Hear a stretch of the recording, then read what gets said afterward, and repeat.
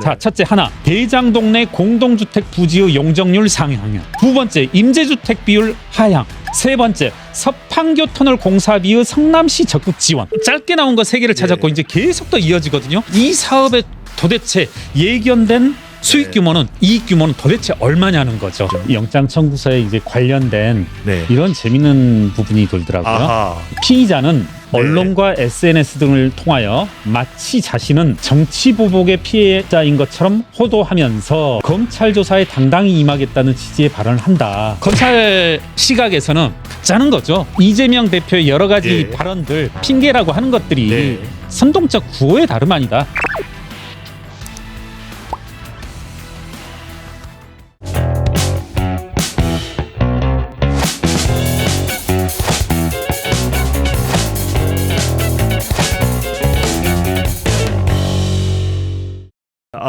이재명 대표의 이 구속영장 청구 내용으로 하나하나 좀 짚어보겠습니다. 자, 과연 어떤 내용인가? 크게 이제 세 가지로 분류될 수 있겠고요. 또 일각에서 나오는 과연 이 내용들로 이 인신을 구속하는 구속영장 청구가 맞느냐? 왜 그것이 구속영장이 청구될 수밖에 없느냐라는 부분들 구체적으로 하나하나씩 짚어가도록 하겠습니다. 먼저 이 대장동 또 미래지구 관련해서 이른바 이 배임죄 그리고 이해충돌 방지법 위반입니다. 이게 일단 처음으로 지적이 됐습니다. 어떤 내용인가요? 항상 저는 이제 크게 보자라는 말씀 드렸는데 여러분 다시 한 번만 그 그림을 한번 그려보고 그에 덧붙여서 영장에 나와 있는 내용을 덧붙여서 한번 말씀드려 볼게요. 2010년과 2012년에 한겨레와 매경에서 이 대장동의 사업 규모를 4조 원가량 된다라고 했고요. 그때 제가 여러 차례 말씀을 드렸지만 대략의 비용 구조는 약 2조 원 안팎으로 보인다. 높게 잡아도 2.2조 정도로 보인다라는 표현을 했는데 약 2조가 그러면 수익이 되는 겁니다. 그렇죠. 2조 가까이 수익이 되는 거죠. 여기에 이제 무슨 말이 나오냐면요. 저는 이 부분을 좀 재밌게 봤는데 대장동 내 공동주택 부지의 용적률 상향. 우리 이제 용적률을 뭐 150%다, 120%다, 180%다 하는데 실제 사업 진행 과정에서 김만배 일당이 요청함에 따라서 150에서 180%로 상향이 되거든요.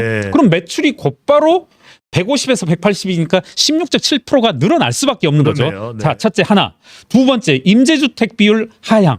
25%인데 이걸 15%로 하향. 그리고 이제 영장에도 나오지만은 이와 같은 임대주택 비율이라고 하는 것은 지극히 공익적인 요소이기 때문에 이걸 하향하기 위해선 여러 가지 법률적 요건이 있고 충족시켜야 함에도 불구하고 그걸 무시하고 일방적으로 통과했다는 내용들이 있고요.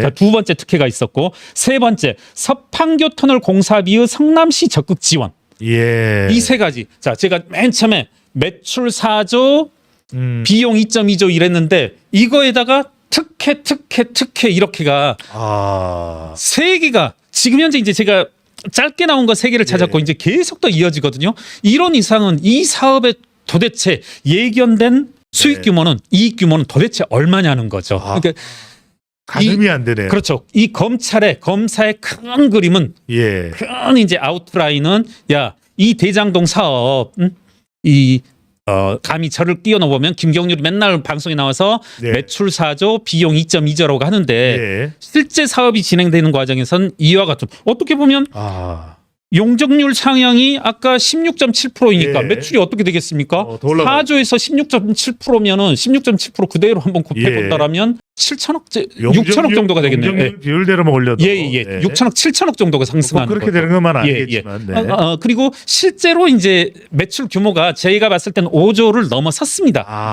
2022년 결산까지 하면은 5조가 넘어갈 텐데요. 9년까지 합했어요. 그렇습니다. 이와 같은 어마어마한 과연 특혜 이것들이 과연 어디로 갔겠냐 이렇게 하면서 이제 2조를 상회하는 이런 이익 규모 중에 범죄 혐의로는 약 7천억 가량을 7천억을 상회하는 금액을 이재명 대표의 배임 혐의로 이렇게 확정지어서 영장에 적시하였습니다. 김 교사님, 이 성남 FC 관련 건에 대해서는 대체적으로 이재명 대표나 더불어민주당 쪽에서는 반발을 넘어서서 화를 내는 상황입니다. 뭐냐? 이건 광고비다. 광고비 집행해서 받아서 축구 구단 운영하는 거 다른 자치단체에 이 축구단을 받아도 너무나 당연한 사실 아니냐. 아무런 관련이 없다. 그리고 그 두산건설이나 이런 데는 다은 별개다. 그럼 뭐 개발 안 할 거냐? 개발해야 될 회사들, 건물 지어야 될 회사들 그거 해줘야 성남도 발전하는 건데 말도 안 된다. 다 무혐의 났던 거다. 분당경찰서에서. 어떻게 보십니까? 지금 이번 구속영장의 내용과 함께 버물려서 해석을 해주시죠. 영장 청구서에 이제 관련된 이런 재밌는 부분이 돌더라고요. 아하. 이 154쪽에 보면 이제 마지막에 여러 가지 범죄 사실을 약 150쪽에 걸쳐서 적시한 이후에 이제 법원을 상대로 혹은 이제 국회의원들을 상대로 한 호소문일 수 있는데 구속을 필요로 하는 사유라는 이제 대제목 하에서 이제 어떤 내용이 나오냐면 피의자는 언론과 SNS 등을 통하여 마치 자신은 정치 보복의 피해자인 것처럼 호도하면서 검찰 조사에 당당히 임하겠다는 취지의 발언을 한다. 그런데 정작 검찰에 와서는 이 표현이 재밌는데 저는 웃었는데요. 기존에 지속적으로 주장해온 허위 주장을 편의적으로 요약해온 진술서만 제출한다. 이러고 말더라. 그리고 그 주장 자체는 비일관성, 추상성, 구호성 등으로 인해서 신빙성이 전혀 없다. 검찰 시각에서는 법진위에서 보자면 가짜는 거죠.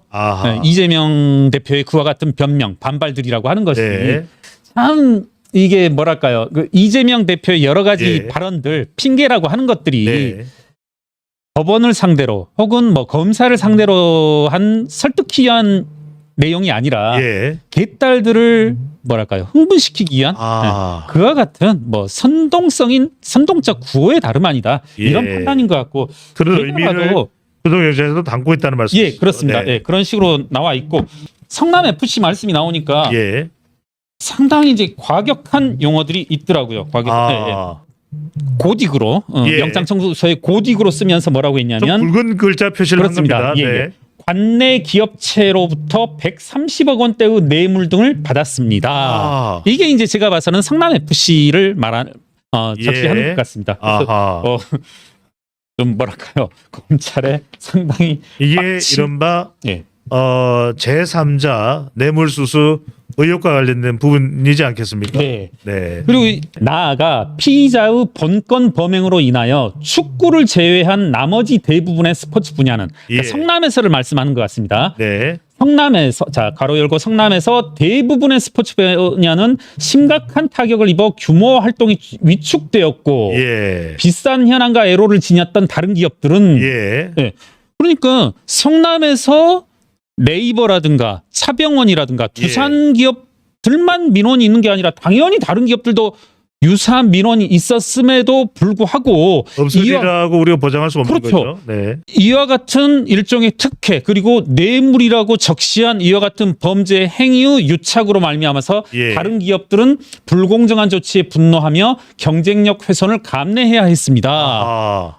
그러니까 제가 적절한 뭐 이 자리에서도 예를 들었던 것 같은데 자꾸 이재명 대표는 뭐라고 하냐면 야 두산건설이 분당에 본사를 올 수 있던 것은 특혜가 아니라 기업 유치다 이런 말을 하는데 제가 어떤 비유를 했었냐면 어떤 야구 선수가 있어서 지방에 야구 선수가 있어서 뭐 한 2할 4푼 정도 고3 때 쳤었는데 제 모교입니다만 연세대학교 야구부에 왔다. 소장님의 모교이기도 한데 명문대학이네요. 그렇죠. 그러면 이게 과연 우수 선수 유치냐 특혜이냐 특정 선수 특혜이냐 한번 보자 이거죠. 제가 무슨 말을 썼냐면 전라남도에 있는 거기 뭐 어디죠? 이렇게 해안 매립지 거기에 두산건설이 갔다라고 하면 그것은 기업 유치가 되지만 분당에 두산건설이 왔다는 건 이건 명백한 특혜이다. 야구 선수 2할 4푼짜리 선수가 연세대학교에 입학을 할 수 있었다라면 3할 오픈이 아닌 거죠. 그렇죠. 누군가 3할 오픈을 친 다른 선수들은 이 선수는 박탈이고 기회의 박탈이라는 거죠. 그리고 불공정한 피해를 입었다는 것이고 이 부분을 해명해야죠. 그러니까 전혀 범주가 다른 엉뚱한 내용을 가져와서 사람들을 호도하고 국민들을 호도하고 그리고 이제 본인이 빠져나가려고 하는 아주 뭐랄까요 파렴치한 행위를 지금조차도 멈추지 않는 건